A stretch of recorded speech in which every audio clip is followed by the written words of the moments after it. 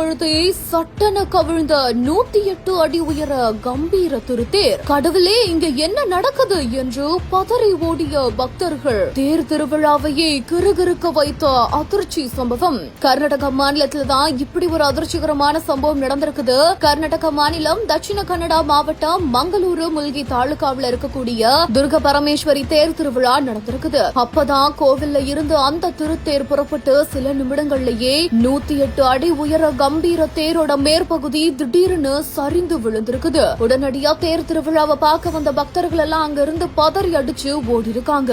அதிர்ஷ்டவசமா இந்த ஒரு விபத்துல அங்க இருக்கிற யாருக்குமே எந்த ஒரு உயிர் சேதமும் இல்லாம தப்பிச்சிருக்கிறதா சொல்லப்படுது. சென்று கொண்டிருக்கும் பொழுதே இப்படி திருத்தேர் சரிந்து விழுந்திருக்கிற இந்த ஒரு சம்பவத்தோட வீடியோ காட்சிகள் இப்போ இணையத்துல வெளியாகி பெரும் பரபரப்பையும் அதிர்ச்சியையும் ஏற்படுத்திட்டு வருது.